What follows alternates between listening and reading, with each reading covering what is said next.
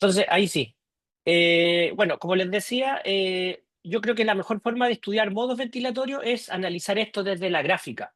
Y la gráfica ventilatoria básicamente es el análisis visual de información electrónica a esta altura del partido, de que los diversos ventiladores con sus circuitos microprocesados pueden transformar en una imagen, yo diría hasta cosmética, de lo que ocurre realmente en la lectura de flujo y presión que ustedes vieron en la clase de cómo funciona un ventilador mecánico. Así que básicamente el display de un ventilador nos presenta una gráfica que tiene un orden definido, ¿cierto? Y vamos a tener la curva de presión, después la curva de flujo, la curva de volumen y eventualmente la curva de capnografía. Ese es el estándar la forma, digamos, por consenso en donde los diferentes fabricantes presentan la información. De modo que a partir de la gráfica ventilatoria, que es una representación de la interacción de estas variables, uno pudiese comprender cuál es cada modo ventilatorio. Por lo tanto, vamos a ir en un mix entre revisar los conceptos teóricos de cada modo, las ventajas y que nos permiten, digamos, proveer al paciente, pero entendiendo todo esto desde un análisis de curvas y de loops o bucles que son básicamente la representación de estas variables no solo en función del tiempo, porque este si fuera el panel del ventilador, ¿cierto? Y aquí tendríamos la variable tiempo. Cuando uno tiene un loop, básicamente está asociando, por ejemplo, una curva de presión a una curva de volumen, ¿cierto? En el fondo son asociaciones de las variables de control en un mismo plano versus la representación de las curvas que son presión, como les dije, flujo, volumen y CO en función del tiempo. ¿Cierto? Porque la variable temporal es clave, digamos, para el análisis de la sincronía del paciente y el ventilador. Esto es un overview, modos ventilatorios. Hoy en día, como les contaba, a partir de la era microprocesada de los ventiladores, los modos ventiladores se han ido multiplicando exponencialmente. Pero operacionalmente nosotros deberíamos clasificar en estas tres grandes, digamos, categorías, ¿cierto? Los modos asistidos controlados, y el asistido no está de más, que quiere decir dos cosas. Uno, que evidentemente el control del ciclo ventilatorio lo va a llevar el equipo, ¿cierto? No va a estar gatillado, disparado, manejado por el paciente, pero el ventilador le va a permitir al paciente tener la opción de disparar e iniciar un nuevo ciclo, ¿cierto? Y esto se empezó a desarrollarse ya de hace más o menos 20 años cuando los ventiladores dejaron de ser exclusivamente neumáticos, como vieron en la clase de modo, de cómo funciona un ventilador, sino que más bien son válvulas electromecánicas que atenúan la presión motriz de los gases de la pared y por ende las modalidades controladas permitan detectar esfuerzos del paciente con cada vez más confiabilidad y rapidez. ¿Cierto? Por lo tanto, ya no existen como antaño cuando yo empecé en esto de la ventilación mecánica, los modos controlados puros. Son todos asistidos controlados. Después tenemos las modalidades parciales o duales que le llaman, ¿cierto? Que básicamente es eh, un mix de estos dos modos ventilatorios, ¿cierto? Es la combinación de una modalidad controlada más una modalidad asistida, ¿cierto? O espontánea, como queramos llamarlo. ¿Cierto? Y aquí tenemos el SMB en sus diferentes combinaciones posibles. Y los modos espontáneos slash asistidos, podríamos también llamarlos así, asistidos. Básicamente aquí el control del ciclo ventilatorio está exclusivamente mandatado por el paciente, ¿cierto? Por lo tanto, en función de quién inicia el ciclo, tenemos esta clasificación operacional, digamos, más grande y más bien aceptada. Vamos entonces a partir con las modalidades más bien controladas, ¿cierto? Cuando tenemos una modalidad controlada, ¿qué estamos diciendo?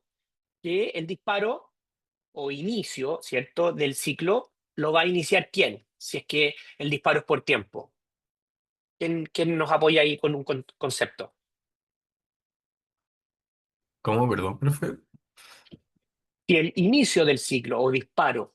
está comandado por un disparo por tiempo, ¿quién está comandando ese Ventilador. inicio? El ventilador, perfecto. Entonces, esto es una reforzar lo mismo, ¿cierto? Modalidad controlada, disparo, tiempo.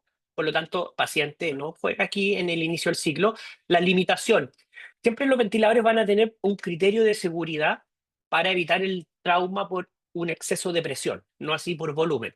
Por lo tanto, todas las modalidades ventilatorias limitan por presión, ya sea por la presión que usted controló, en el caso del presión control, o por un límite, un criterio de seguridad. Habitualmente, si usted va al panel de alarmas de un ventilador, tiene el límite superior de presión o alarmas de presiones, que alrededor del 40, 50 centímetros de agua es que es el cual la mayoría de los clínicos admite como nivel ya de no transgresión, que puede ser peligroso para el paciente en términos de exceso de presión en la vía aérea. Y ciclado, ¿qué es lo que es el ciclado? ¿Quién me puede ayudar con ese concepto? El que determina el paso del ciclo inspiratorio al ciclo expiratorio. Ya, o podríamos definirlo un poco más preciso con el quiebre, porque es cierto lo que tú dijiste, pero ¿cuándo termina la inspiración? Aquí uno debiese decir que es el ciclado, es el término de la inspiración o el inicio de la expiración, como quieran llamarlo, como criterio más preciso. Claro, y en las modalidades controladas, evidentemente el ciclado va a ocurrir por tiempo, o sea, quiere decir que con un tiempo inspiratorio que el operador CT, el ventilador va a dejar de estar en inspiración, va a abrir la válvula expiratoria y se va a iniciar la expiración. ¿Qué pasa si vemos estos conceptos aquí en una curva de flujo? No vemos ningún disparo del paciente, llega el flujo pico. ¿Cuándo llegó el flujo pico? Cuando la presión de destino que usted programó se cumple, va a haber un volumen que no va a depender del operador, porque en este caso lo que se está seteando es un umbral de presión. Y cuando el tiempo inspiratorio se cumple, ¿cierto? El ventilador abre la válvula y se inicia la expiración. ¿Cierto? Eso podríamos resumir gráficamente de estos criterios. Por lo tanto, las modalidades controladas todas disparan por tiempo, limitan por presión y ciclan por tiempo. Lo mismo que vieron acá, básicamente es un panel de un servoy y lo que vemos aquí es que cuando el tiempo de inspiración se cumplió, lo que ocurre en ese punto es el ciclado. ¿Y qué implica el ciclado?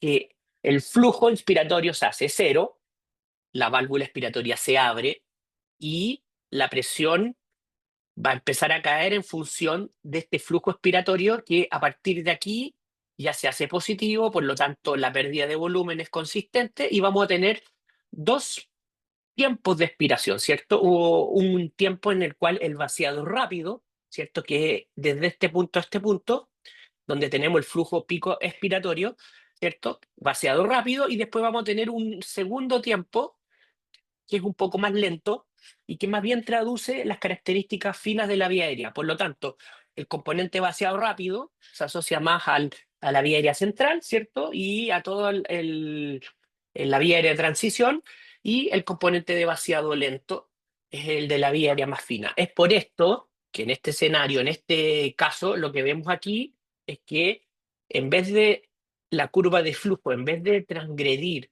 eh, por un carril que debiese haber sido algo así, ¿cierto? Tiene esta escotadura, esa muesca, como queramos llamarla, que está ahí, ¿cierto? Esta área.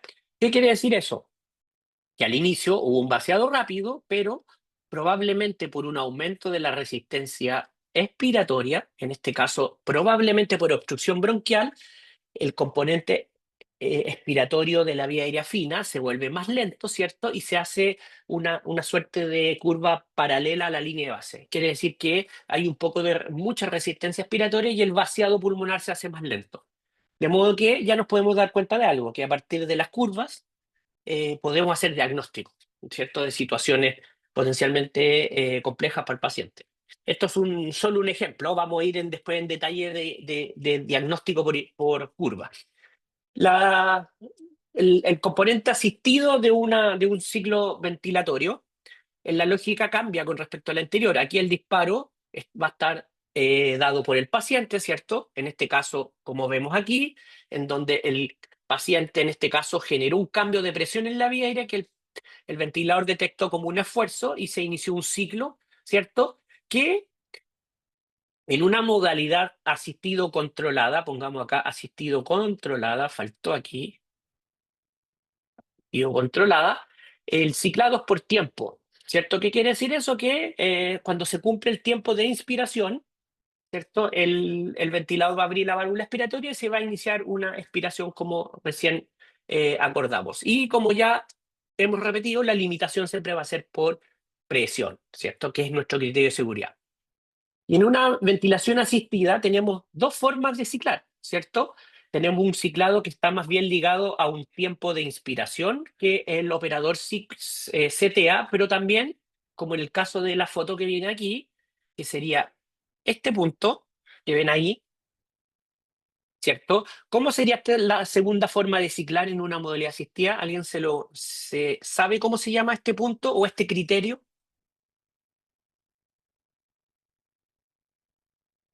Como por ejemplo en una modalidad asistida en donde yo no le voy a decir un tiempo de inspiración, como en este caso en esta presión de soporte con CPAP, el ventilador sabe cuándo debe abrir la válvula expiratoria. ¿Quién me ayuda con ese concepto? ¿Cómo se da cuenta el ventilador que aquí se tiene que iniciar la expiración y por ende la presión de la vía aérea cae, ¿cierto? Y el flujo expiratorio se hace negativo hasta culminar la expiración aquí. Profe, Dígame si frío. ¿no está asociado al porcentaje de ciclado expiratorio que uno puede programar? Excelente, muy bien, muy bien. Bien, Sigfrido, ese es el criterio. Porcentaje de ciclado en expiración. Ahora, muchos autores prefieren hablar de trigger expiratorio porque permite entender mejor qué está ocurriendo ahí. Básicamente, como tú dijiste, el operador le va a contar al ventilador un porcentaje de el flujo pico expiratorio, ¿cierto? Para con esa información abrir la válvula expiratoria. Me explico. Si el pico expiratorio, por ejemplo, es 30 litros por minuto y yo le digo cicle al 50%, la válvula expiratoria se va a abrir a los 30 litros por minuto de flujo expiratorio. Por lo tanto, podemos de forma, digamos, activa, podemos acortar el criterio de inspiración, ¿cierto? Abriendo la válvula antes, la podemos abrir aquí o la podemos abrir donde transcurrió esa. ¿Se fijan? Por lo tanto, una forma de condicionar el tiempo de inspiración en una modalidad asistida es modificar el trigger expiratorio o criterio de ciclado. No sé si se entiende bien ese concepto. Así que si en una prueba yo preguntara, ¿se puede modificar el tiempo inspiratorio en una modalidad asistida? La respuesta es sí. Básicamente moviendo el criterio que es. Nuestro compañero Cifrido nos comentó que es el criterio de ciclado. Vámonos ahora a las modalidades ventilatorias propiamente tal, ¿cierto? A explorar los modos ventilatorios. Tenemos aquí el modo volumen control. El modo volumen control es el modo más usado y la definición operacional habla de que un modo controlado por volumen va a tener un patrón de flujo constante, como muy bien acá. Ven aquí. Ahora, esto está en una condición patológica, por lo tanto, tenemos algunos disturbios de flujo ahí. Pero lo que estamos viendo acá es una aceleración del flujo, una mantención de ese flujo por un tiempo que el operador va a determinar lo que va a ocurrir durante ese momento en que el flujo se mantiene constante. Va a haber un cambio en la presión, inicialmente exponencial, después se va a ir estabilizando. ¿Hasta cuándo va a cambiar la presión? Hasta que la válvula expiratoria se abre y se inicia la expiración, ¿cierto? Y por ende la presión de la vía aérea cae. ¿Cae hasta cuándo? Hasta el nivel de presión de final de expiración o PIP. En este caso, probablemente por la baja compliance que tiene el paciente, fíjense, se hicieron ahí unas bolitas cuando terminó la expiración. Y ese disturbio lo vemos ahí. Probablemente por los efectos de la baja compliance durante esa insuflación pulmonar. Por lo tanto, volumen control, habitualmente el flujo es constante. Constante es una forma de llamarlo. Cuadrático es la otra. Cuadrático. Vamos a dibujar un segundo ciclo acá, que habitualmente sería de esta morfología, en una condición más fisiológica saludable. Y durante ese periodo en que el flujo aceleró, la presión va a aumentar. ¿Hasta cuándo? Hasta que se inicia el ciclo y después la presión va a bajar hasta la presión de final de expiración seleccionada y el volumen debe tener ese mismo cambio proporcional en el tiempo. Por lo tanto, el patrón de flujo usual para definir volumen control es flujo constante, ¿cierto? Con una variable que es el volumen, que va a estar constante, pero la variable que yo no tengo a la mano, ¿cuál va a ser? Si controlo el volumen. La presión. Perfecto, bien, Nicolás. Por lo tanto, aquí comprenderán por qué la recomendación en una falla respiratoria más importante es usar volumen control. ¿Por qué? Porque mantengo a la mano el volumen, que es la variable que probablemente voy a querer limitar en el caso de una falla respiratoria aguda de relevancia.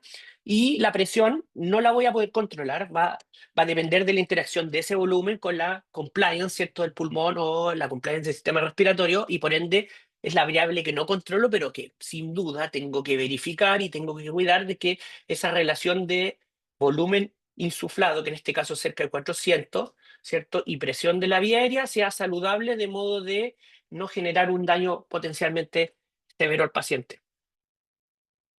Denme un segundito.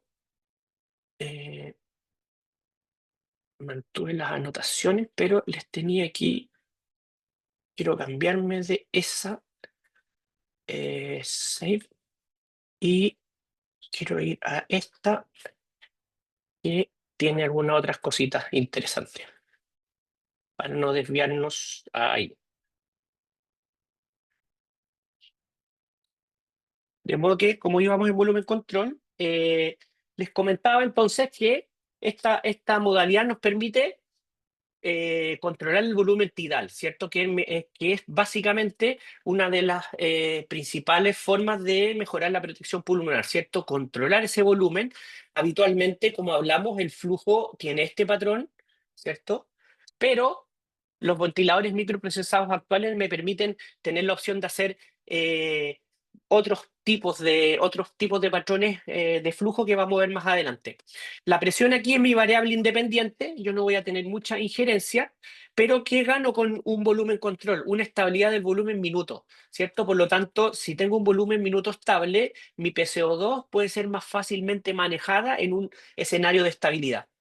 Y es posible controlar el tiempo expiratorio slash flujo. ¿Por qué? Porque cuando uno habla también de ventiladores, por ejemplo, de origen alemán, algunos no me permiten setear un tiempo expiratorio fijo, ¿cierto? Y sí me permiten setear un flujo X. Por lo tanto, el ventilador, cuando uno habla de setear un flujo, básicamente está diciendo de cuánto tiempo dispongo para, con esta velocidad de flujo, insuflar un volumen X que yo estoy seteando. Y eso es tiempo. Por eso que hay ventiladores que te dan la opción de programar flujo, más tiempo inspiratorio y volumen, y otros que te permiten solo el tiempo inspiratorio y el volumen, porque el flujo lo va a programar automáticamente el paciente. En los ventiladores, que las tres variables posibles, si usted programó un flujo, por ejemplo, muy bajo y el tiempo de inspiración sobra, el restante flujo que no es necesario que el ventilador acelere para mantener la insuflación, porque el volumen ya se completó, se va a transformar en un tiempo de pausa. Tal vez esto les va a hacer más entendible esto que estoy hablando. Básicamente, de que si, por ejemplo, aquí tengo un segundo y el VT era 600, que en un segundo, con este flujo, ya completé los 600, todo este tiempo de inspiración de sobra, porque mi tiempo expiratorio es todo esto, hasta que se inicia la expiración, que es ese punto, va a ser pausa. Por lo tanto, ojo con y esa es digamos, la medida de seguridad que usted debe tener, de que todos los ventiladores tienen su propia forma de tener de nomenclatura, no solo de las modalidades, sino que también de cómo te presenta la información para la programación. Por lo tanto, como hablábamos recién, en un volumen control, el ventilador cicla por tiempo, puede gatillar por tiempo o un cambio de flujo-presión, porque ya hablamos que son modalidades asistido controladas, ¿cierto? Y la limitante es el flujo o la presión de la vía aérea. ¿Qué quiere decir eso? Que si la presión, el límite superior de presión se cumple, el ventilador va a cortar el flujo y va a evitar que transgredamos esa presión que puede ser potencialmente peligrosa para el paciente. Aquí vemos la curva, ¿cierto? Este es un libro de Chatburn, se lo recomiendo. Es un libro bastante didáctico para entender la ventilación mecánica. Creo que más atrás estaba eh, el título del libro. Fíjense, quiero que lo vean aquí. Les recomiendo este libro, chicos. Fundamentos de la ventilación mecánica, Chatburn. Tiene una muy buena material gráfico para entender las modalidades ventilatorias. Y como habíamos hablado recién, los modos ventilatorios controlados desde el punto de vista de la interacción paciente-ventilador van a tener esta principal característica. Una, que el diafragma no es el promotor del inicio del ciclo ventilatorio. Pudiese serlo, pero habitualmente no. Pero ¿qué ocurre cuando tenemos una insuflación pasiva? Básicamente que está eh, mandatada por el ventilador.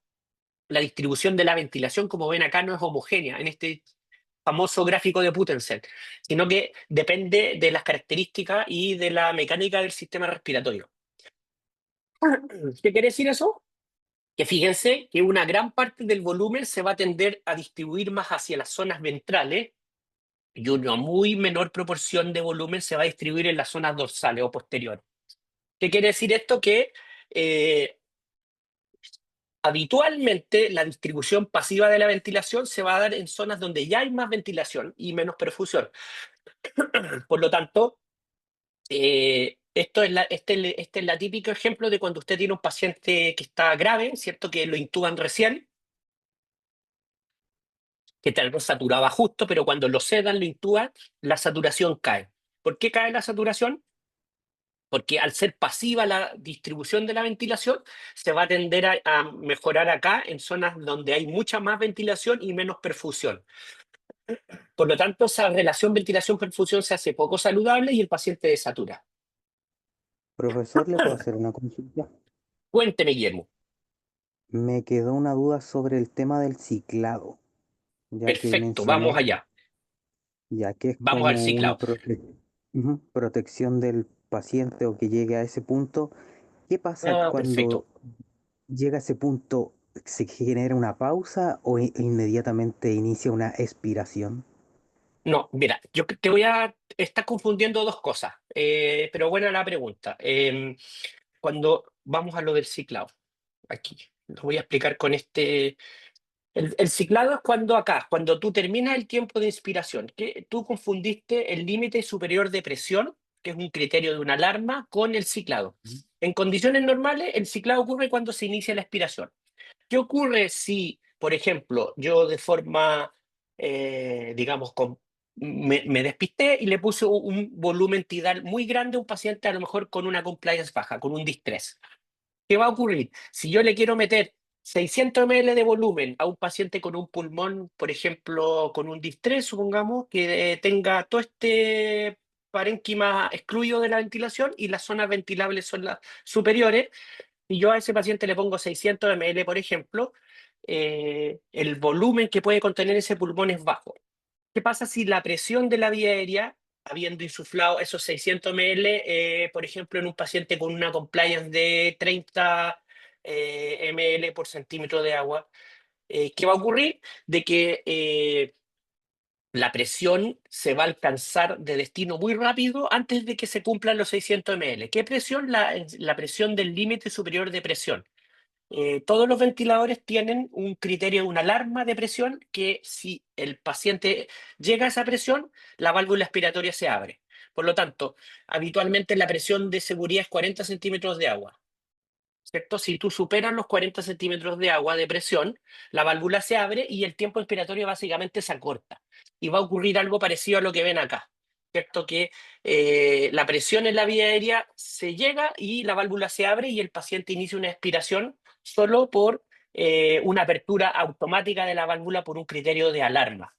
Diferente es que el ciclado pueda estar alargado o acortado de acuerdo a cómo lo programaste, ya sea tiempo inspiratorio muy largo o muy corto.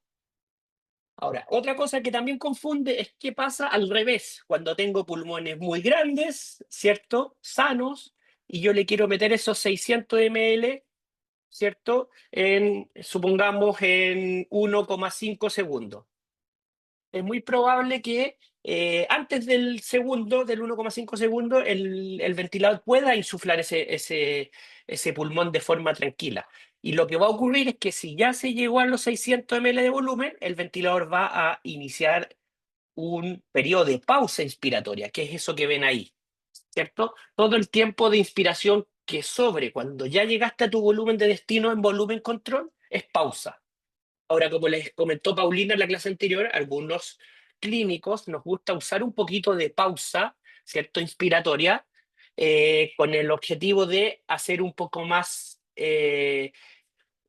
esto mismo que estábamos viendo aquí, un poquito más homogénea la distribución de la ventilación.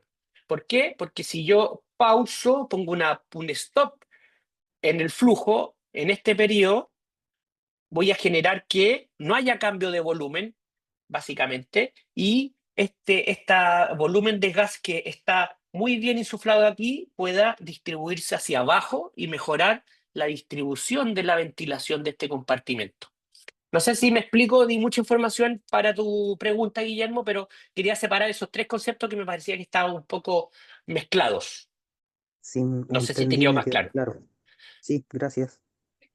Así que aquí todo se mezcla. Ya, y volviendo a lo que le estaba, antes de la muy buena pregunta, Guillermo, lo que le estaba comentando es que en un modo asistido, fíjense cómo son las BQ, son mucho más homogéneas. ¿Por qué? Porque la distribución de la ventilación se hace más homogénea. Es más, mejora la ventilación en la zona dorsal, donde tengo muy buena circulación y tengo muy buena ventilación. Por ende, por eso la saturación va a aumentar. ¿Cierto? Por eso que las modalidades asistidas, al iniciar el esfuerzo respiratorio, o sea que está motorizado, como ven acá, por el paciente, por su diafragma, ¿cierto? Este movimiento hace que se genere una suerte de acción de sifonaje, de bombeo, que hace que el volumen se distribuya de verdad donde yo quiero. Y eso hace de que a veces en situaciones como la del distrés severo, ¿cierto? En que el paciente está a lo mejor con una hipoxemia refractaria, ¿cierto? Y tenemos este problema de cómo está distribuyéndose la ventilación. Por eso que muchas veces lo que hacemos es poner boca abajo al paciente, cosa de que favorezcamos la ventilación en las zonas dorsales y favorezcamos la perfusión en las zonas anteriores. Por eso que el prono mejora la oxigenación, porque mejora mi distribución BQ, que como ven en este ejemplo de Putenzel está bien alterada. Vámonos entonces, volvamos a volumen control, sino efectos del flujo. Cuando hablamos de patrones, ¿cierto? Estamos hablando de cómo temporalmente el ventilador va a acelerar el flujo, ¿cierto? Cuando tenemos un flujo, digamos, constante, ¿cierto? Que vamos a tener, de hecho, están aquí bien diagramados, aquí vemos el patrón de flujo, tenemos un flujo constante, ¿cierto? Se inicia el flujo, se completa el tiempo de inspiración y se inicia la expiración. El volumen pulmonar aumenta hasta ese punto y la presión de la vía aérea aumenta hasta ese punto, ¿cierto? Hasta el ciclado. Ese sería mi ciclado. Pero cuando el flujo es desacelerante, como vemos aquí, fíjense, el flujo acelera ¿hasta cuándo? Hasta que se cumple la presión a la cual quiero llegar. Supongamos 20 centímetros de agua, ¿cierto? Se cumplió los 20 centímetros de agua y ¿qué va a hacer el ventilador? Va a desacelerar el flujo de forma calculada para que durante el tiempo de inspiración la presión en la vía aérea sea constante hasta que se cumple el tiempo de inspiración y se inicia la expiración y el pulmón empieza a perder insuflación. Y esto si lo vemos en una curva de volumen, tenemos esta morfología, ¿cierto? Como una más piramidal y la curva de volumen en una modalidad desacelerada es más bien como una aleta de tiburón, ¿cierto? Por lo tanto, con esos diferentes patrones de flujo que además podemos ver aquí, podemos echar a andar la imaginación y ver que las potenciales formas de flujo son muy variadas, ¿cierto? Tenemos un flujo desacelerado, como vemos aquí, ¿cierto? Un flujo constante, perdonen el pulso, un flujo acelerante, un flujo desacelerado, ¿cierto? Y un flujo sinusoidal, así. Así que patrones de flujo hay como marcas de ventiladores hay, pero básicamente los flujos más usados son el flujo desacelerado y el flujo constante que vemos ahí. Efectos de la compliance. La compliance modifica y la compliance la podemos asociar a tamaño del pulmón. Cuando alguien les hable de compliance, lo que básicamente les está diciendo de qué tamaño está el pulmón. Si la compliance es alta, el pulmón está grande. Si la compliance es baja, el pulmón está pequeño. Por lo tanto, fíjense, a un mismo patrón de flujo, ¿cierto? El flujo es el mismo, la misma magnitud de flujo, exactamente el mismo flujo. Y acá tenemos tres tipos de pacientes con diferentes tipos de compliance. Probablemente este paciente tiene una compliance normal, ¿cierto? El cambio de volumen va a ser este y el cambio de presión, ¿cierto? Va a ser este. Un paciente en que la compliance está empezando un poquito a disminuir, ¿cierto? El volumen pico es este, pero fíjense la presión pico, se disparó un poquito. Perdón, este es un paciente con una compliance reducida, en que la presión de la vía aérea aumentó. Y un paciente con una compliance muy alta, la presión de destino, ¿cierto? Va a ser esta, mucho más bajita, sin que haya cambios ni en el flujo ni en el volumen. Por lo tanto, perdone, porque estoy medio atoradito. Si el flujo y el volumen no cambia, es decir, usted tiene volumen control, no hay cambio ni de flujo, por ende, del volumen que programó, por ende, no del flujo, los cambios que hay en la presión de la vía aérea a la cual llegó el ventilador van a tener que ver solo por el tamaño del pulmón o la compliance.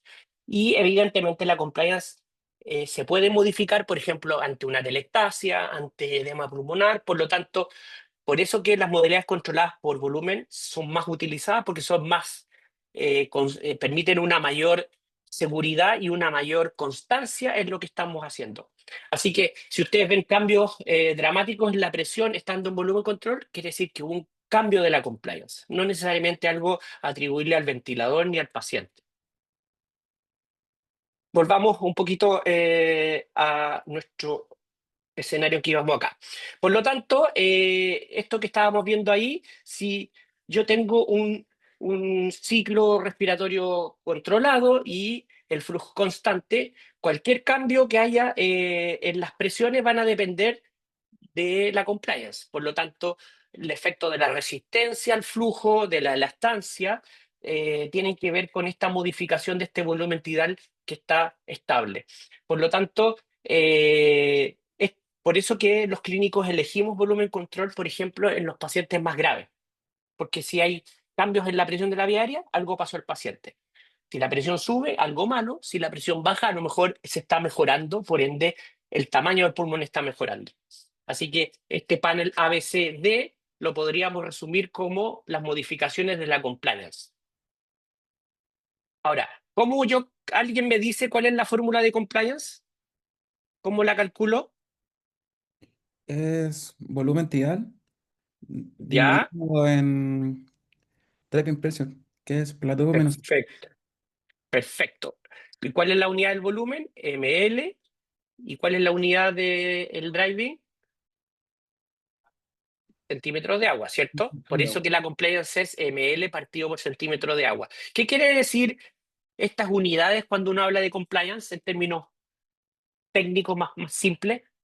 Big Frío, pues, ¿me cuentas eso? ¿Entiendes eso?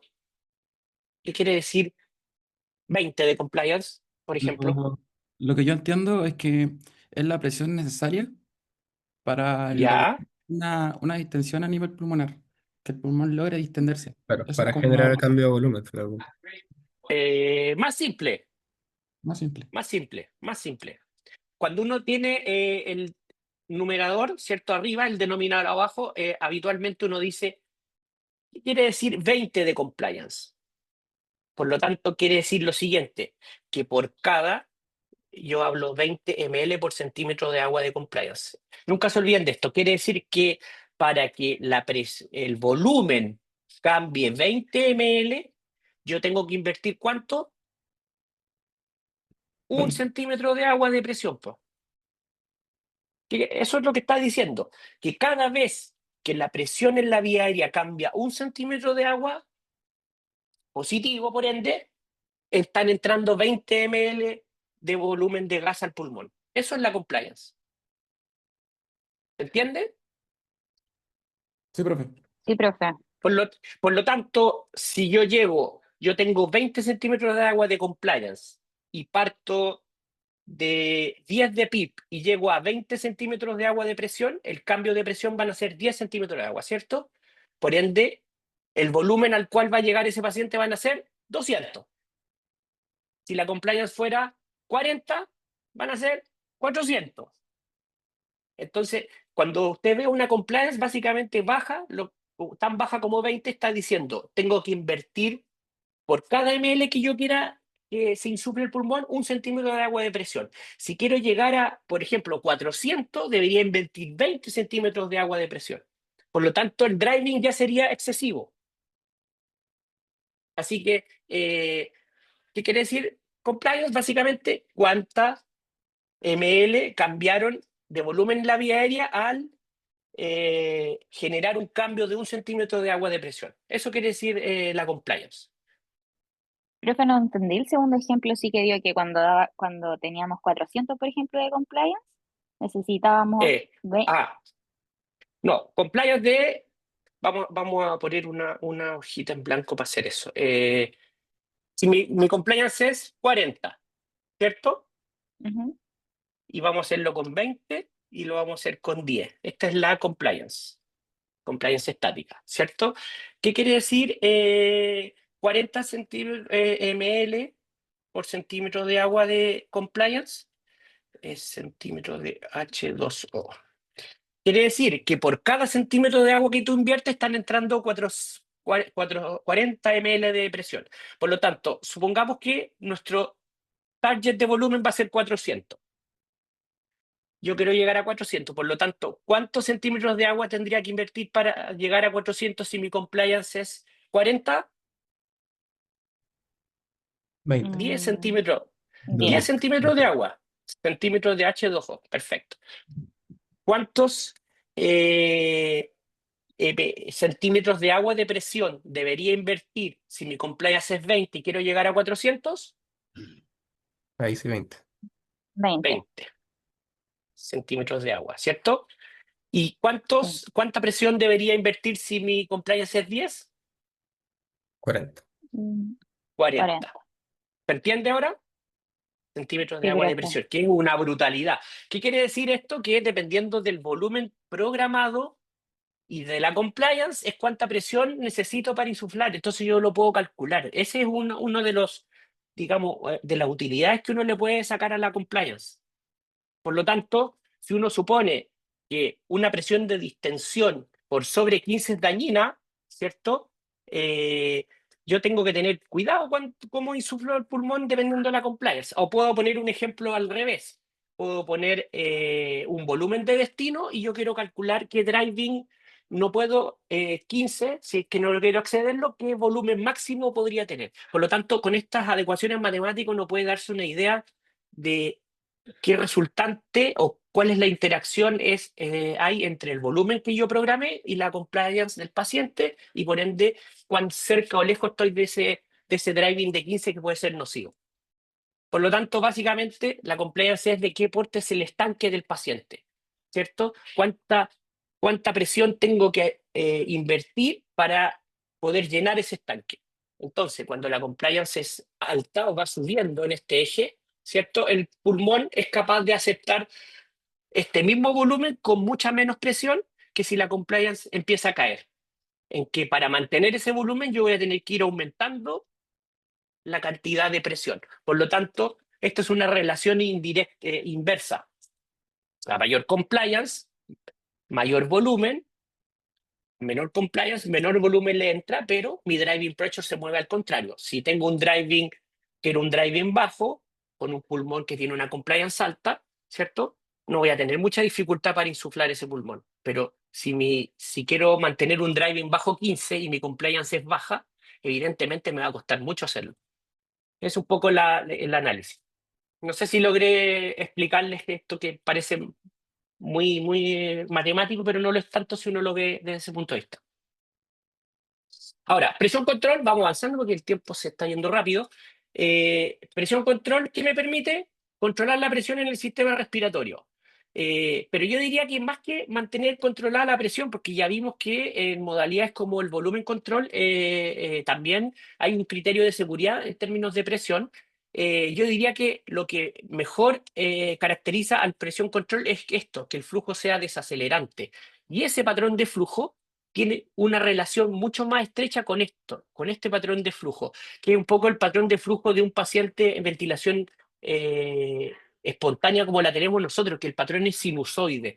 Por lo tanto, al parecerse esta morfología del patrón con el del fisiológico, vamos a tener mayor confort y sincronía. ¿cierto? Ahora, podemos también variar un poquito este patrón de flujo, ¿sí? Porque la rampa o rise time, que es este periodo, qué tanta pendiente le voy a poner a esta misma, digamos, insuflación, podemos hacer que esta ventilación sea aún mayor, más confortable.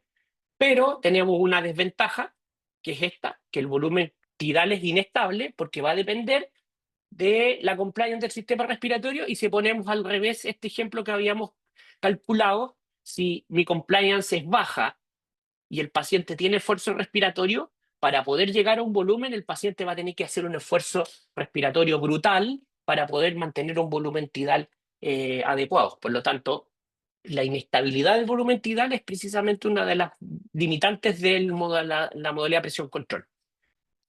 Una modalidad presión control asistido o controlada, ¿cierto? En donde el paciente no hace esfuerzo respiratorio, va a ciclar por tiempo.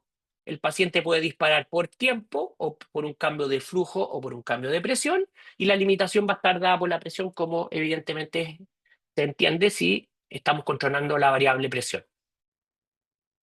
¿Qué pasa con presión control? Fíjense, esta es una curva de presión esofágica, la curva de la presión de la vía aérea, el volumen y el flujo. No sé por qué Chatburn le cambió el orden habitual que uno tiene para, como convención, ordenar flujo, presión, volumen y presión muscular, pero las puso todas al revés. Pero fíjense, si no hay esfuerzo respiratorio, machine triggered, o sea, la máquina inicia el ciclo, acelera el flujo, acelera la presión, llegamos a la presión que nosotros seteamos, supongamos 20, y fíjense, el flujo se va a desacelerar para mantener la presión en ese periodo de tiempo inspiratorio programado hasta que llegamos a un volumen X que no controlamos, se abre la válvula expiratoria, cicla el ventilador y hay una expiración.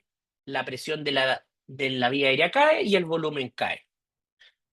Aquí tenemos un pequeño esfuerzo del paciente, fíjense, el ventilador inicia el ciclo, desacelera, llegamos a mi presión set, el ventilador, el volumen llegó a un volumen de acuerdo a la magnitud de ese esfuerzo respiratorio.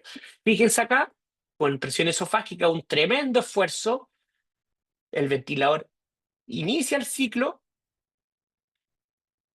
desacelera, ¿cierto? El volumen tidal es mucho más grande. ¿Por qué? Porque el esfuerzo fue más vigoroso y se inicia la expiración. Por lo tanto, en presión control, si hay esfuerzo respiratorio del paciente, el volumen puede ser una variable muy, muy, muy inestable durante el tiempo. Y esto es lo que vemos aquí. Fíjense, presión control, un inicio del ciclo gatillado por un cambio de flujo, el ventilador acelera el flujo, se llega a la presión de destino, ¿cierto? Se cumple el tiempo de inspiración, se abre la válvula expiratoria, cae la presión, cae el volumen. Y lo que vemos aquí es la curva de capnografía volumétrica, en que la capnografía va como en espejo de la curva de volumen. ¿Por qué? Porque durante la inspiración, el volumen máximo inspirado, el CO2 es cero en la vía aérea. ¿Cuándo empieza a aparecer el CO2? Cuando se inicia la expiración. Aparece el CO2, llega a un plató de concentración de CO2 casi al final de la expiración. ¿Hasta cuándo? Hasta que se inicia el siguiente ciclo, en donde cae violentamente la concentración de CO2 porque entra aire fresco que no tiene CO2. ¿Y cuando empieza a haber CO2 de nuevo? Cuando se inicia la siguiente expiración. Por lo tanto, la curva de capnografía va en espejo con la curva de volumen. ¿Por qué? Porque da cuenta de cuándo hay CO2 en la vía expiratoria del paciente, que básicamente es donde está situado el sensor de CO2 que tiene el ventilador, ¿cierto? Vamos cortito a ¿alguna pregunta con presión control? Todavía me queda algo de batería para no tener que estresarme y enchufar el cargador. ¿Alguna pregunta con eso? ¿No? Vamos, estamos bien No, entonces. profe. No, profe. Gracias Diego, gracias por contestar. SIMB es un modo, yo diría que SIMB empezó a morir ¿cuándo? Cuando empezaron las modalidades asistido controladas. Yo que soy más viejito en la UCI, ya 22 años de circo, les puedo contar que antes no teníamos la modalidad asistido controlada. La ventilación controlada era mandatoria y mandatoria. Por lo tanto, se hacía necesario una herramienta que permitiera combinar ambos mundos, ¿cierto? Una ventilación controlada con una ventilación asistida. Eso es SIMB. Por lo tanto, dio cuenta de una solución para periodos en donde no teníamos esta opción de que el trigger pudiese ser de presión, de flujo, incluso trigger inteligente como algunos ventiladores modernos como Hamilton, por ejemplo. Por lo tanto, básicamente es un SMB, viene de Synchronicity Intermittent Mandatory Ventilation. Entonces, lo que hace SMB es que va a utilizar presión de sostén cuando hayan ventilaciones que el paciente inicia, pero las va a intercalar con ventilaciones controladas que va a definir el operador con una frecuencia respiratoria mandatoria. Por lo tanto, voy a tener una frecuencia respiratoria mandatoria y una frecuencia respiratoria total. La total va a ser la frecuencia respiratoria programada, mandatoria, le vamos a poner M, más todas las ventilaciones asistidas que quiera hacer el paciente. Y la gracia de esto es que el ventilador las va como intercalando, como dice su nombre, intermitente, mandatory, de intercalar, por ejemplo, una controlada con dos asistidas, o dos y dos, o dependiendo de la frecuencia respiratoria, la máquina va haciendo que se intercale y no se superponga una controlada con una mandatoria, sino que el ventilador es capaz de saber cuándo termina una asistida para iniciar una mandatoria. ¿Cuáles son las ventajas? Que mejora la sincronía, ¿cierto? Y que básicamente tiene menos efecto hemodinámico que una ventilación controlada. Tiene desventajas porque nunca esta sincronía, esta apilar ventilaciones controladas y mandatorias es tan precisa. Por lo tanto, tiene a veces periodos de que el paciente no está muy sincrónico. De hecho, si uno ve acá, básicamente, ¿qué vemos acá? Vemos un SIMB, pero con una respiración mandatoria programada. Pero si fuera 10, por ejemplo, lo que tendríamos acá sería algo así como esta que es asistida por el paciente, una controlada, una asistida desacelerada. Vamos, me quedó muy feo, lo vamos a dibujar de nuevo.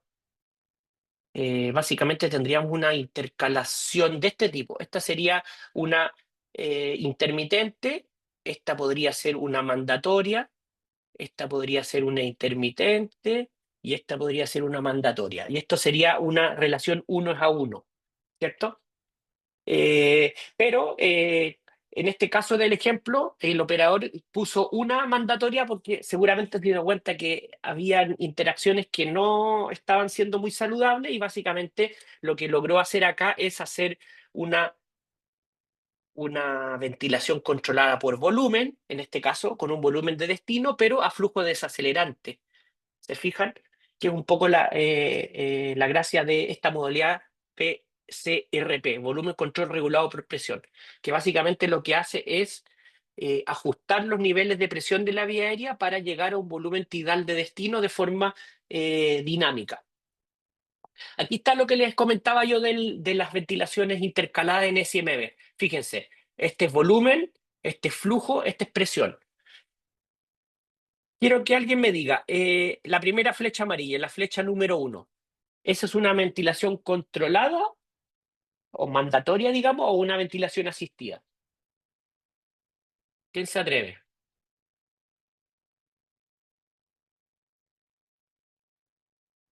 ¿O cómo lo podemos saber si es controlada o es asistida? ¿Alguien? Diego, tú que me quedaste ahí grabado, ¿qué se te ocurre? Diego Vázquez, ¿me ayudas con esa pregunta? Eh, Juéguesela, aquí. o sea, yo creo que sería más por el paciente, pero sí como muy más por el volumen quizá que es menor, pero otra explicación no sabría darle, profe. Por ahí va la respuesta. ¿Cómo es el volumen ahí? Menor en comparación a uno que podría dar Ya. el ventilador que es más fijo.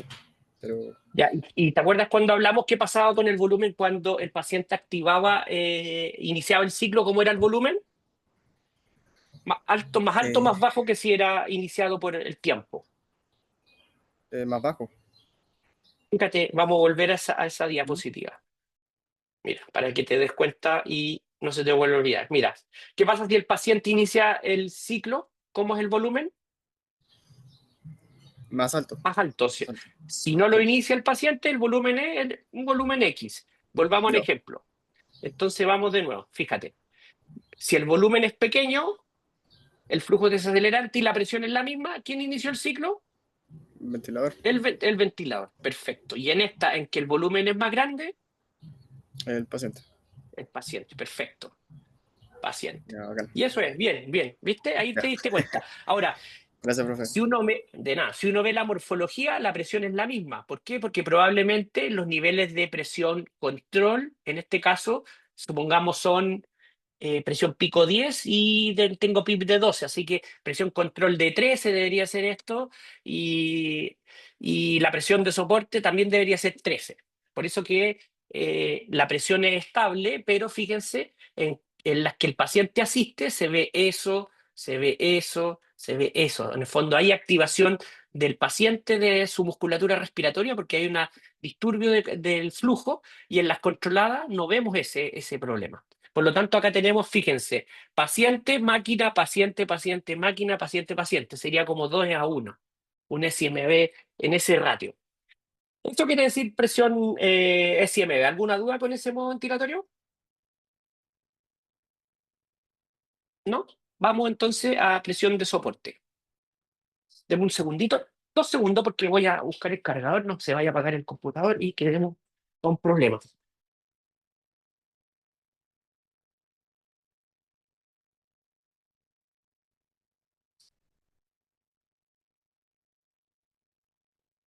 Ya, vamos con presión de soporte entonces. ¿Cuál es la característica de la ventilación por presión de soporte? ¿Quién me podría decir cuál es la característica más que la diferencia de las otras modalidades?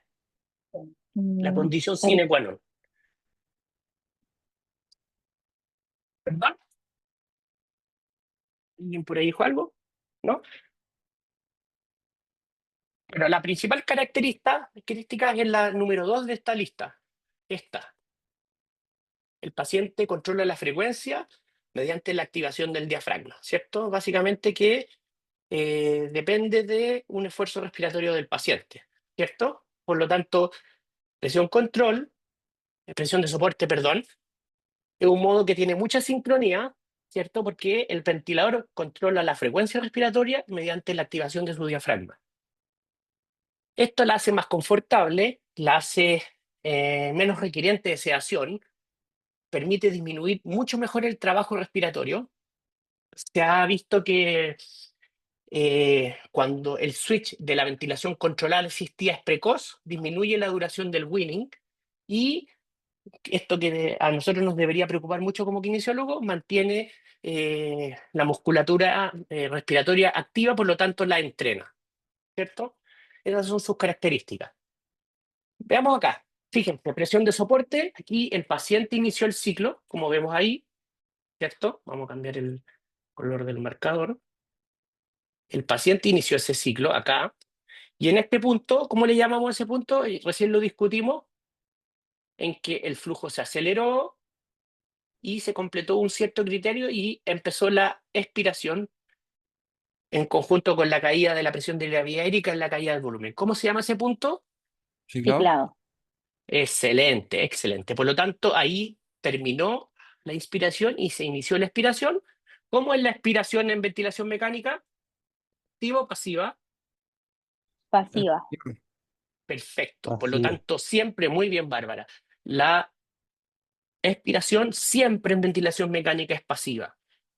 Por lo tanto, fíjense el concepto desafiante que les quiero transmitir, básicamente que el esfuerzo expiratorio es muy difícil de yugular. ¿Por qué? Porque es una fase en que no controlamos nada. Nosotros como técnicos, como clínicos, ¿cierto? Como kinesiólogos que nos gusta la ventilación mecánica, el paciente crítico, habitualmente nos enfrentamos siempre a tratar de asistir la musculatura inspiratoria, ¿cierto? Y ponemos ventiladores no invasivos, ¿cierto? técnicas kinésicas, sentamos al paciente para mejorar la ventaja del diafragma, permeabilizamos la vía aérea. Básicamente, todo lo que hacemos tiene que ver mucho con la inspiración, pero cuando hablamos de expiración, al ser pasiva en ventilación mecánica, salvo que el paciente esté activando la expiración por alguna condición, digamos, patológica, es una cuestión donde podemos influir poco. Por lo tanto, la expiración siempre es el componente más desafiante en la ventilación mecánica y en general en el manejo respiratorio de un paciente.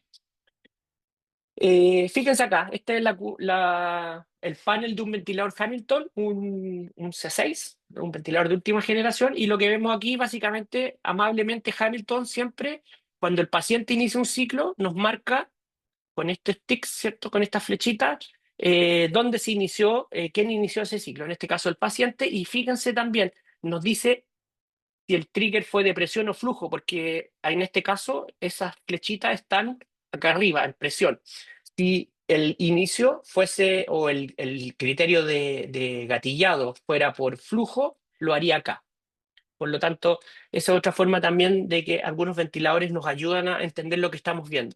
Y fíjense la morfología de esta curva de flujo. Es como, incluso tiene un componente medio sinusoide, que es probablemente una de las cosas que la hace más tolerable al paciente. Ahora, este video siempre me gusta mostrarlo porque cuando uno le dicen la presión de soporte en la modalidad con mejor sincronía paciente-ventilador, no necesariamente, porque depende también del clínico. ¿Y qué vemos ahí? Un brutal aumento del trabajo respiratorio, ¿cierto? ¿Por qué? Porque, miren, fíjense, vemos casi que una curva sinusoide que básicamente está describiendo el esfuerzo respiratorio del paciente. O sea, las curvas del ventilador casi están atenuadas. Miren las curvas de presión, es casi un continuo plano. En inspiración vemos ahí un P01 gigante, quiere decir que el esfuerzo es tan grande que le está robando PIB a la presión de final de expiración y con una presión de soporte súper baja. ¿Qué es lo que hicimos? Titulamos la presión de soporte, aumentamos los niveles, le dimos probablemente una sobreasistencia en términos de presión, y fíjense que ya aparecen curvas un poquito más habituales a lo que ve en un ventilador mecánico. Fíjense en la otra cosa interesante que quiero mostrarles. Fíjense acá en los volúmenes. Fíjense acá, con 2 centímetros de agua de presión de soporte, fíjense el volumen tidal expirado aquí con 2, 440, con 18, 445. Y aquí viene la pregunta.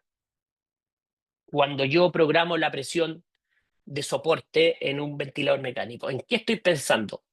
¿En aliviar el esfuerzo respiratorio? ¿O el nivel de presión de soporte suficiente para aliviar esfuerzo respiratorio? ¿O el nivel de presión de soporte suficiente para llegar a un volumen tidal de destino? ¿Quién se atreve a contestar? El El esfuerzo del final de- paciente. Bastián, perdón. El esfuerzo del paciente sería, porque el otro podemos hacer con el Excelente. PIP, o no necesariamente. Sí, las dos cosas son correctas, pero saquemos el PIB de la ecuación. Estoy ultra de acuerdo. ¿Qué uno ve habitualmente? Que en una modalidad como la PSB, muchos de los clínicos ajustan la presión de soporte en función de un volumen tidal. Y eso, pésimo. El nivel de presión de soporte se ajusta en función de el walk of breathing, o el trabajo respiratorio del paciente.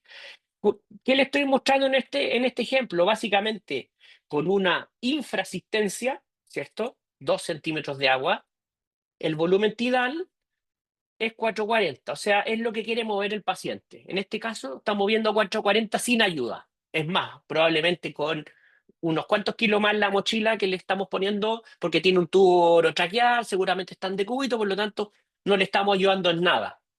Y aquí decidimos ayudarlo, pero el volumen es más o menos, igual es variable en el tiempo, cambia un poquito, pero el volumen es similar. Básicamente, ¿por qué? Porque lo que hicimos fue poner presión en la vía aérea para dejar de activar la musculatura inspiratoria. Por lo tanto, el nivel de presión de soporte que usted programe es el necesario para yugular el esfuerzo. El volumen al cual va a querer ventilar un paciente en ventilación asistida es el que quiera el paciente. Y después llegamos a la titulación fina, en que después de un rato de haber pagado esa deuda de esfuerzo constante, de aumento del trabajo, probablemente su duración, hicimos ajustes finos en términos de PIB y de presión de soporte. Vemos que el volumen se hizo un poquito más estable y más alto, y tenemos una mejor relación entre la necesidad del paciente y el ventilador en este escenario. Por lo tanto, nunca olvidar esto. En la modalidad asistida, la presión inspiratoria está pensada para asistir el trabajo. Ahora, la pregunta que usted me podría decir, ¿y cómo sé si lo estoy sobreasistiendo o lo estoy subasistiendo? Es una buena pregunta y es un motivo de otra clase en que los profesores, en este caso Felipe González, les va a hablar de, por ejemplo, del P01, que son algunas de mediciones que uno puede hacer con el ventilador, el delta POC, y son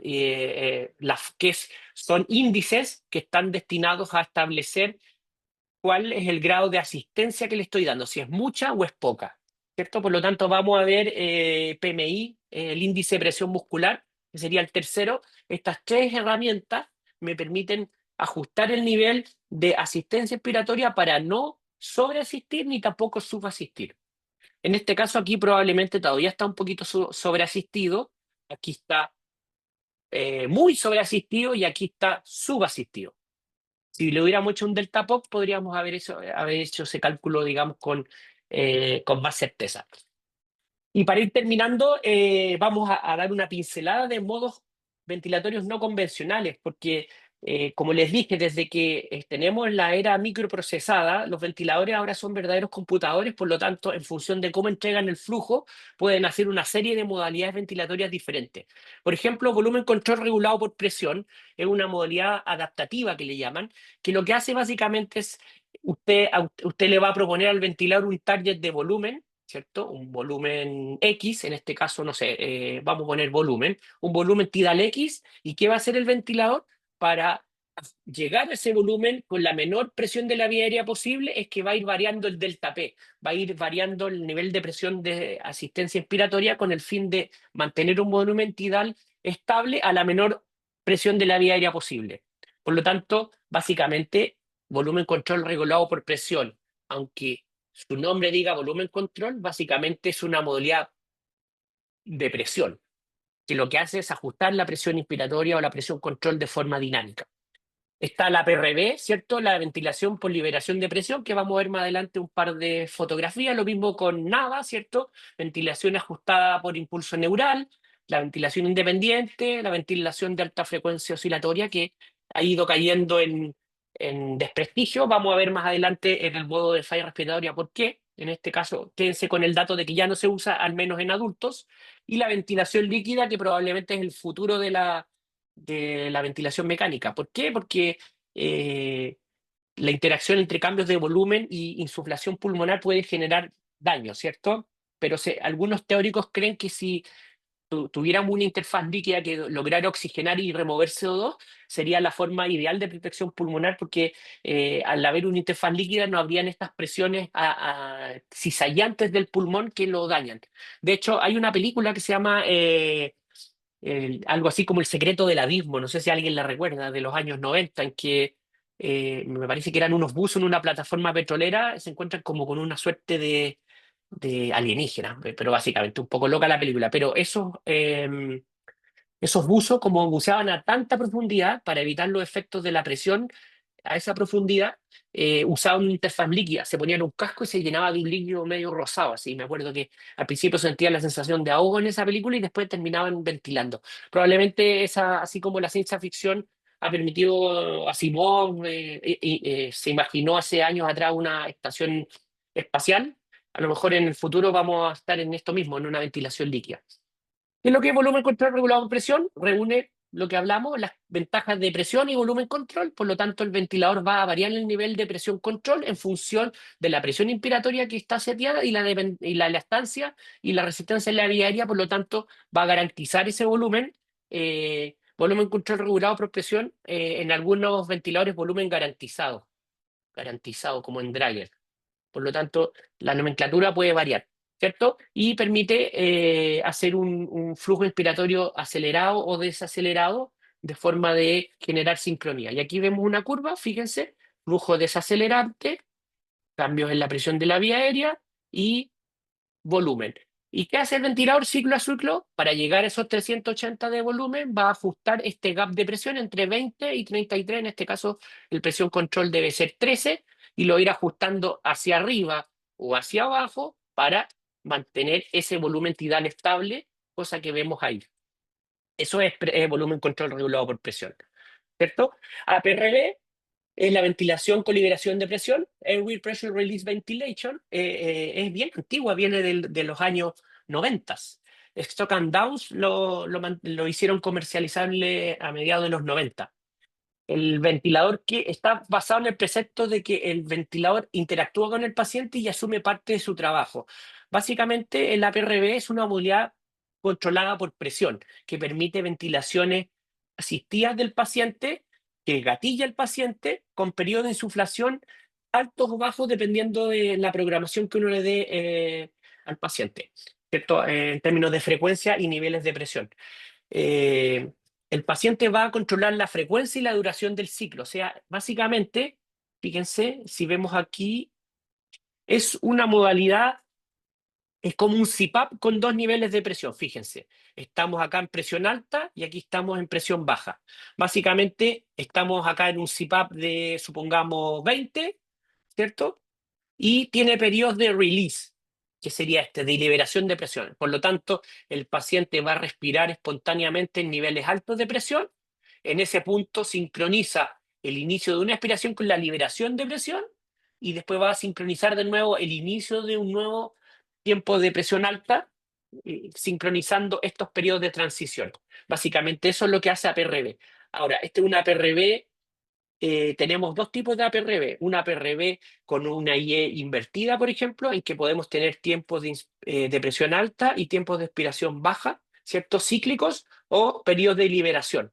Por lo tanto, va a depender mucho de cómo yo programe esa ventilación. Por lo tengo tiempos de PIP high y tiempos de PIP low. Y con estas sincronizaciones en las transiciones. ¿Por qué este modo ventilatorio? Algunos clínicos lo proponían como una muy buena forma de manejar el distrés porque permitía ventilar a presiones altas por periodos cortos, permitir periodos de nivel de presión bajo para mejorar la ventilación, ¿cierto? Periodos de presión alta para mejorar el reclutamiento y todo esto activado por el paciente. Ahora, cuando uno se pregunta, un paciente con distrés grave ventilando asistido a 2 niveles de presión, parece que un poquito desajustada las recomendaciones habituales de que tiene utilidad en el distrés grave porque hemos visto que la limitación de la presión y la limitación del volumen y la limitación del esfuerzo respiratorio en el distrés son la clave de la ventilación protectora. Vamos a ver más adelante qué significa eso. Por lo tanto, APRB se ha venido desinflando en el último tiempo porque probablemente la capacidad de protección pulmonar no es tan extraordinaria como uno pudiese pensar. Y NAVA, Neurally Adjust Ventilatory Assistance, básicamente es un modo asistido sincronizado y proporcional. Esta es la palabra interesante, proporcional al esfuerzo del paciente. Básicamente, ¿qué quiere decir eso? Que el ventilador va a usar una señal de control, tanto para la asistencia como para el ciclado, ¿cierto? Y esto se va a guiar por la actividad eléctrica del diafragma. ¿Qué quiere decir eso? Vámonos a la foto de inmediato. Al paciente le vamos a poner un catéter nasofaringeo, como cualquier, perdón, nasogástrico, como cualquier sonda de alimentación enteral. Esa sonda NAVA es una sonda de alimentación enteral modificada, que en su tercio proximal tiene una línea de electrodos que va a ser conectado con este módulo específico para los ventiladores Maquet. Ese módulo que va a generar que podamos, estando en este tercio medio del esófago, acercarnos muy bien a la posición del diafragma y con estos electrodos vamos a poder ver esto. Fíjense, la electromiografía del diafragma. Respiraciones tranquilas, respiraciones vigorosas, ¿cierto? Respiraciones tranquilas.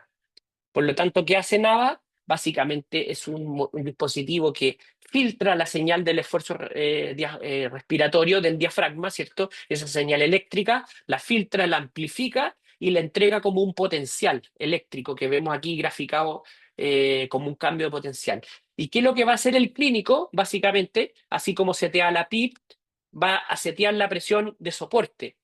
La presión de soporte en NAVA básicamente es esto, el criterio cambia, ya no voy a setear un nivel de presión. Fíjense lo que voy a setear, un nivel de NAVA. ¿Qué quiere decir? Es 0,6 microvolt por centímetro de agua. Quiere decir que por cada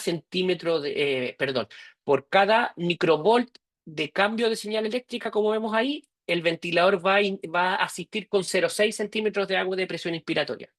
Por ende, si mi peak eddy es 17 y lo multiplico por 0,6, me va a dar la presión pico a la cual el ventilador llegó de asistencia inspiratoria, que sería esta presión.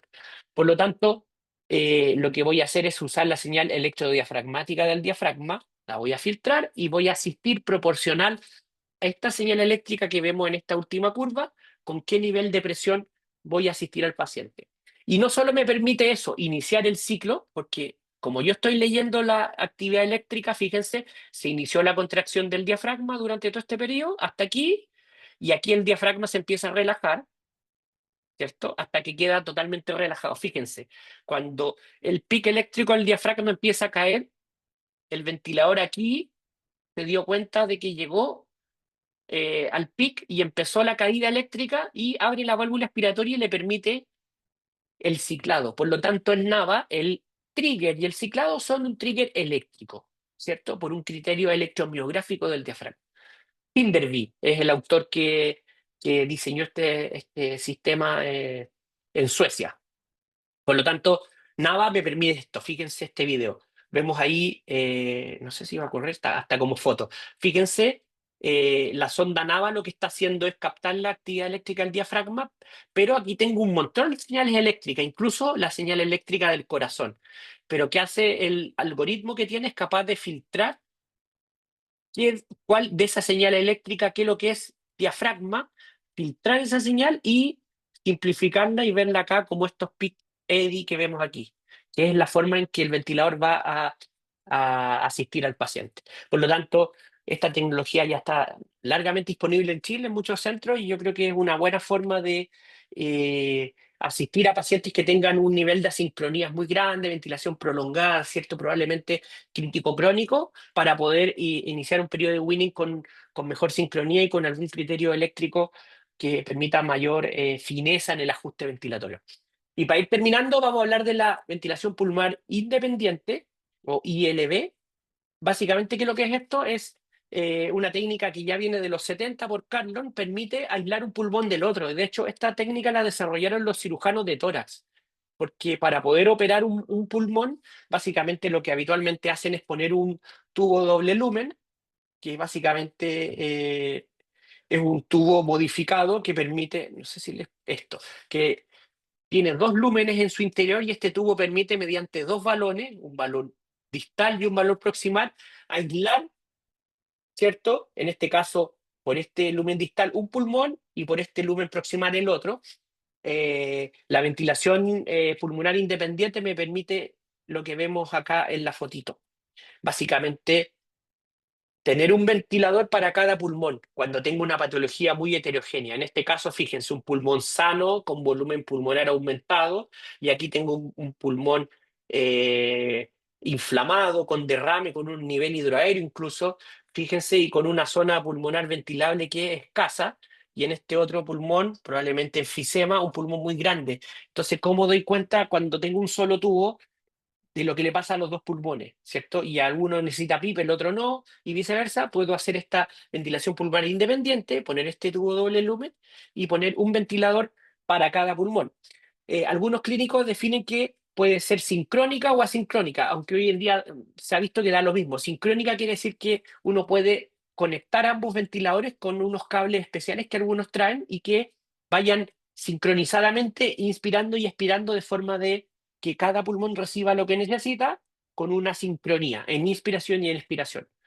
Pero también está la asincrónica, que cada pulmón puede ser ventilado de forma independiente en términos de volumen, de frecuencia, PIB, de modo de que se ha visto que si un pulmón ventila 20 por minuto con PIB alto y qué sé yo, y VT moderado, y el otro ventila 10 con un volumen tidal pequeño, no hay ningún problema y no hay un daño pulmonar producto de esa sincronía. Utilidades recientes, no modalidades precisamente, porque lo que vamos a ver también es que algunos modos tienen utilidades que permiten hacer algunas cosas interesantes, como por ejemplo el control dual, que el ventilador se retroalimenta de lo que va midiendo de la mecánica del paciente, o sistemas closed loop que permiten autoajuste, como por ejemplo SmartCare, Automod, ASB de Drager, PAB de Puritan Bennett, Automod de Gettinge o Macket, ¿cierto? Que son utilidades que dentro de un modo permiten hacer autoajuste en función de, digamos, cosas que se vayan presentando durante la ventilación. Asincronía, asistencia inspiratoria, exceso de volumen. Hay modalidades que permiten que uno programe autoajustes. ATC, hay ventiladores que permiten, de acuerdo al diámetro del tubo, ajustar el flujo inspiratorio, porque el flujo no es el mismo, depende también del diámetro del tubo, ¿cierto? Por lo tanto, hay algunos ventiladores que pueden microajustar el flujo para vencer la resistencia a una tubuladura de un French X. Y hay autoflow, por ejemplo, hay formas de garantizar el volumen tidal por los menores niveles de presión. Por lo tanto, no vamos a entrar en detalle porque estas son utilidades. Vamos terminando esta clase.